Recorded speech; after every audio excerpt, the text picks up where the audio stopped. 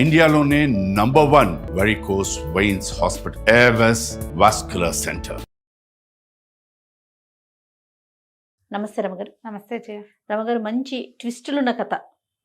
ట్విస్టులు ఒకటి ఉంటే చాలదా? నెంబర్ రెండు మూడు ఉండాలి. పూర్వం అంట ఒక పల్లెటూరులో ఓ భార్య భర్త ఉండేవాళ్ళు. పిల్లలు లేరు వాళ్ళకి, రైతు పాపం. అయితే వాళ్ళకి ఏమైందిట, ఒకనాడు ఒక తప్పిపోయిన పిల్లవాడు దొరికాడు. ఆ పిల్లాడిని పెంచారు. పిల్లవాడికి ఒక 17, 18, 19 ఏళ్ళు అలా వచ్చినాయి. వాళ్ళతో పాటు ఉండేవాడు. ఏదో పేద రైతు, ఏదో పొలం పని చేసుకునేవాళ్ళు. ఓ పిల్లాడికి అన్నం పెట్టలేకపోతారా వాళ్ళు, వాళ్ళతో పాటు ఉండేవాడు. క్రమంగా ఏమైందట, ఆ ప్రాంతంలో కరువు వచ్చేసింది. ఈ రైతు దంపతులు బాగా పేదవాళ్ళు, పెద్దవాళ్ళు కూడా, పేదతనంతో పాటు పెద్దవాళ్ళు కూడా. పిల్లాడు 19, 17, 18 ఏళ్ళు వచ్చినాయి, కానీ వాళ్ళకి 75 ఏళ్ళు వచ్చాయి. ఏదో ఉన్న ఆహారం పెట్టుకుని తినేవాళ్ళు. క్రమంగా ఏమైందంటే ఆహారం నిల్వలు కూడా తగ్గిపోయింది. అయితే వాళ్ళు ఏమన్నారు, రే నాయన, ఈ ఊళ్ళో కాటకం వచ్చింది, మేమేదో ఇంత తిని బతకగలం, పెద్దవాళ్ళం, నువ్వేమో ఇంకా ఎదిగే పిల్లవాడివి, క్రమంగా తిండి కూడా దొరక మలమల మాడి చచ్చిపోయేలాగా ఉన్నాము, మేము ఆ ఊరు ఈ ఊరు రాలేము, ఊళ్ళో చాలామంది వలసలు వెళ్ళిపోతున్నారు, నువ్వు వెళ్ళిపో, ఇన్నాళ్ళు పెంచాం, నువ్వు ఇక్కడి నుంచి వెళ్ళిపో నాయనా అని పంపించారు. పంపిస్తే వీడు మొదటంతా ఏడ్చి మొత్తుకున్నాడు, కానీ తర్వాత ఏం చేయలేక ఇంకా అక్కడ ఉంటే ఏముంది, వాళ్ళతో పాటు వీడు మాటమే. అక్కడ వర్షాలు లేవు, కాటకంగా ఉంది. సరే బయలుదేరి వెళ్ళిపోయాడు. వెళ్ళగా ఏవో అడవి అవి ఇవి దాటుకుంటూ పోయాడు. కాయ కసరు ఏది కనపడితే అది కొట్టుకుని తిని, దుంపలు కనపడితే ఒక కడుక్కుని పచ్చివే తిని వెళ్తూ ఉంటే ఒక పాత పురాతనమైన కోట ఒకటి కనపడిందట. అంతా మట్టి మకిలి మశానంగా ఉంది. సరే బయట వాన వస్తుంది కదా, పడుకుని నిద్రపోయాడు. నిద్రపోయేసరికల్లా వాడికి తెల్లవారుజామున మెలకు వచ్చింది. ఎందుకు మెలకు వచ్చిందో చూస్తే వీడి భుజానికి ఏదో తగులుతోంది నిద్రలో ఉండగానే. చూస్తే అదొక చెయ్యి, ఒక చెయ్యి ఆకారంలో ఉంది. ఉలిక్కిపడి లేచాడు. చూస్తే ఇప్పుడు అది ఎట్లా తగులుతుంది, ఈ పార్ట్ ఇట్లాగా తగులుతోంది, ఈ పార్ట్లో ఒక దీపం ఉంది. లేచాడు దిగ్గున. వాడు తిండికి వాచిపోయి ఉన్నాడు, అలిసిపోయి ఉన్నాడు, ఎన్ని డక్కా మొక్కలు తిన్నాడో. అదురుకోవాలి వాడు, భయపడాలి, కానీ అదర్లా వాడు. లేచి అదేమిటా అని పరిశీలనగా చూడడం మొదలుపెట్టాడు. ఆ దీపం పట్టుకున్న చెయ్యి ఇట్లా ముందుకు కదులుతూ వెళ్తోంది. కుర్రాడు ఏమనుకున్నాడు, ఎక్కడికో వెళ్తోంది, దీని వెనకాల వెళ్దామని దాని వెనకాల వెళ్ళటం మొదలుపెట్టాడు. ఆ దీపం పుచ్చుకున్న చెయ్యి అట్లా ముందుకు వెళ్తుంటే ఆ భవనం అంతా వెలుగ్గా కనపడటం మొదలెట్టింది. అంతకుముందు వీడు వెళ్ళినప్పుడు అది పాత కోట. లోపలికి వెళ్తూ ఉంటే లోపల పెద్ద పెద్ద గదులు, అవన్నీ పెద్ద హాలు, బోలెడన్ని సామాన్లు. అక్కడి నుంచి ఒక్కో గది చూడడం మొదలుపెట్టాడు దీపం వెలుగులో. ఓ గది నిండా బట్టలు, ఒకటి స్నానశాల, ఒకటి భోజనశాల.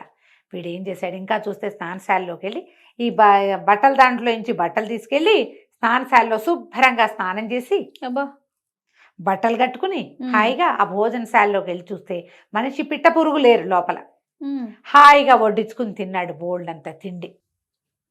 అంతా తిరిగి చూశాడు, భవనం అంతా శుభ్రంగా తినేదాకా ఆ దీపం అటాగే పట్టుకున్నది. చుట్టూతా తిరిగాడు. తిరిగి వచ్చి మళ్ళీ తను ఎక్కడికి మొదలు పెట్టాడో అక్కడికి వచ్చాడు. అక్కడ ఒక హంసతూలికా తల్పం ఉంది. వాడు నేల మీద పడుకున్నాడు ఇందాక, ఇప్పుడు తల్పం ఉంది. ఆ తల్పం మీద పడుకుంటే ఆ దీపం మాట్లాడడం మొదలెట్టింది. ఓ అబ్బాయి, ఇప్పటిదాకా ఎంతమందో వచ్చారు ఈ భవనంలోకి, ఈ దీపం పుచ్చుకున్న చేతిని చూసి హడిలు చచ్చారు, ఒక్కడు కూడా నిలబడలా, నువ్వు ఒక్కడివే నిలబడ్డావు, ధైర్యంగా ఉండు, నీకు రాజకుమార్తె సొంతమవుతుంది అని చెప్పి వెళ్ళిపోయింది. చెయ్యి వీడు తల్పం మీద పడుకున్నాడు. ఉన్నట్టుండి ఏదో పెద్ద శబ్దమైంది, ఎవళ్ళో తలుపు దోసుకొస్తున్నారు లోపలికి. ఒక పటాలం వచ్చింది.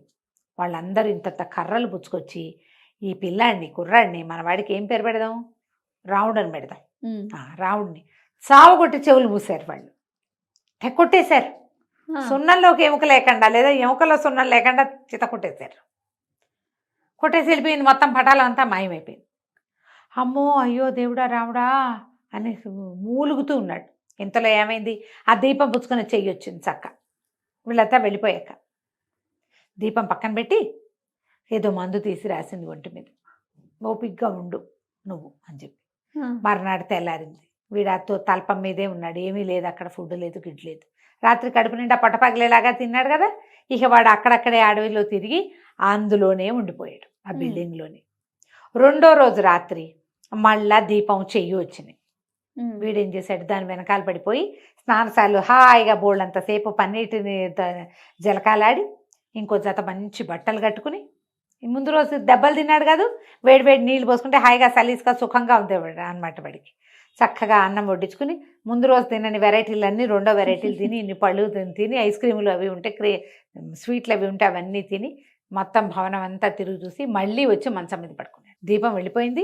అక్కడి నుంచి మళ్ళీ తలుపు తెరుచుకుని పెద్ద పటాలను లోపలికి వచ్చింది. అయ్యో చిత కొట్టి పెట్టారు వాళ్ళు. ఇదేంటమ్మా కడుపు నిండా పెడుతున్నారు, కొడుతున్నారు.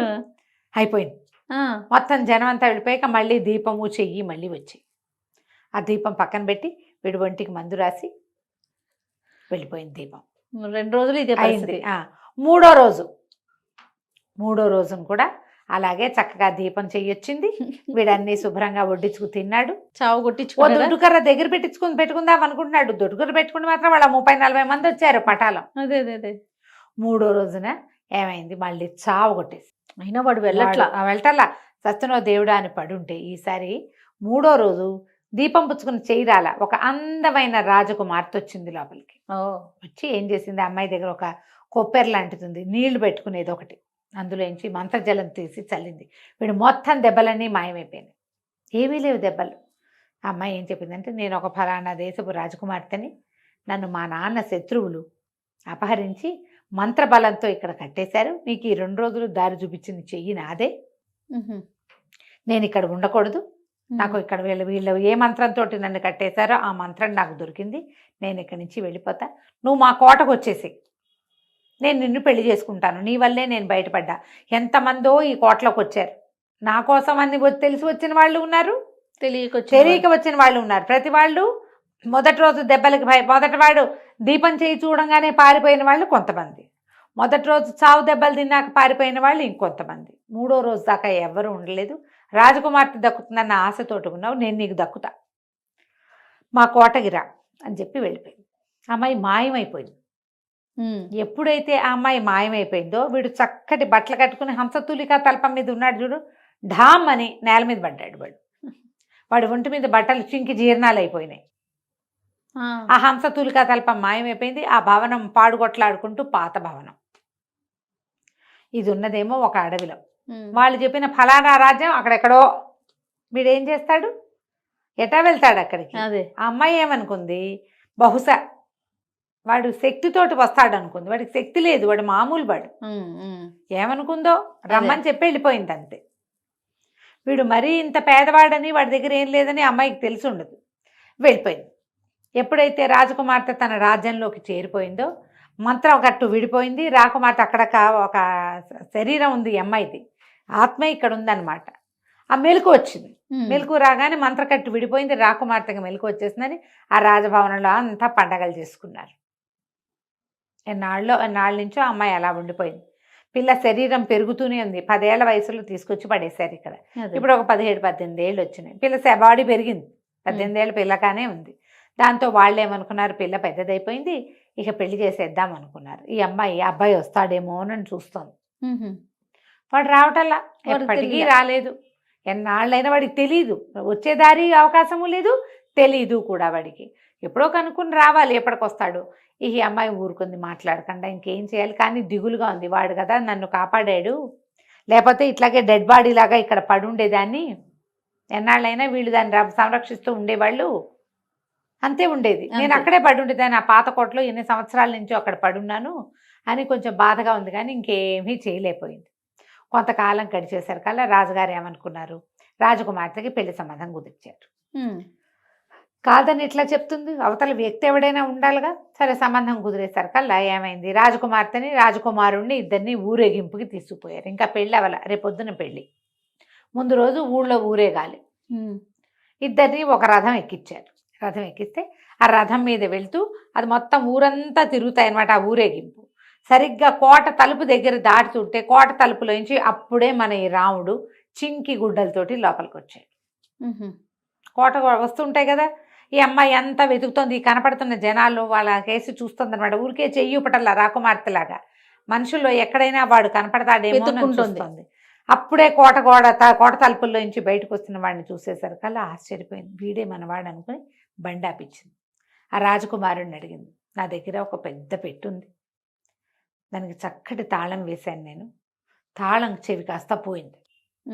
తాళం చెవి పోయింది. చాలా రోజులు చూసి ఒక కొత్త తాళం చెవి చేయించాను. కొత్త తాళం చెవి చేయించుకున్నాక పాత తాళం దొరికింది. నేను ఏ తాళం వాడాలో చెప్పు అని అడిగింది. రాకుమారుడు అన్నాడు, కొత్త తాళం ఎప్పుడు డూప్లికేటే, పాతది ఒరిజినల్ కదా, నువ్వు ఒరిజినల్దే వాడాలి అనగానే ఈ అమ్మాయి ఏం చేసింది, సైనికుడిని పిలిచి, ఒరే ఆ వస్తున్న అతన్ని జాగ్రత్తగా రథంలో కూర్చోబెట్టు అని చెప్పి ఈ రాజకుమారుడిని తీసుకెళ్ళింది అతని దగ్గరికి.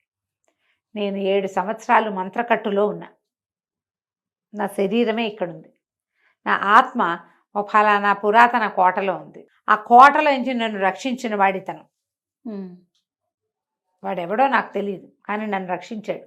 నా ఆ మంత్రకట్టు విడిపోవడానికి వీడు 3 రోజులు చావు దెబ్బలు తిన్నాడు వాళ్ళతోటి, ఆ మంత్రశక్తి శక్తులతోటి దెబ్బలు తిని నన్ను మళ్ళీ నా శరీరంలోకి ప్రవేశించేలాంటి అవకాశం నాకు ఇచ్చాడు. నేను అతన్ని పెళ్లి చేసుకోవాలనుకున్నాను, నన్ను రక్షించాడు కాబట్టి. ఇతను ఎప్పటికీ రాలేదని మా నాన్న నీ సంబంధం కుదిర్చాడు. ఇంకేం చేస్తాను, తాళం పోగొట్టుకున్నారు కాబట్టి కొత్త తాళానికి సరద్దామనుకున్నాను, కానీ ఇతను కనపడ్డాడు, ఇతనే నా పాత తాళం చెవి అని చెప్పింది. రాకుమారుడు వెంటనే డ్రాప్ అయిపోయాడు. పర్వాలేదు, మేము వెనక్కి వెళ్ళిపోతాం, నీ పెళ్లి వేడుకలు చూసి వెళ్తామని చెప్పాడు. తండ్రి కూడా రాజకుమారుడు ఒప్పుకున్నాడు కాబట్టి ఇంకా ఆయన ఏం అనలేపాడు. వాళ్ళకి తెలుసు ఇన్నేళ్ళు మంత్రకట్టులో ఉంది, ఆ పిల్ల జీవం లేకుండా ఉంది అని. ఇవి ఆ రాముడిని తీసుకుపోయి శుభ్రంగా స్నానాలు పానాలు చేసి వాడు చక్కటి వాడే. కొద్ది రోజులు బాగా పోషించాక రాజకుమార్తెనిచ్చి వివాహం చేశారు. కథ కంచికి మనం ఇంటికి. చాలా బాగుందండి. 2 ట్విస్టులు ఉన్నాయి. ఉన్నాయి రమ్మగారు. నమస్తే. నమస్తే.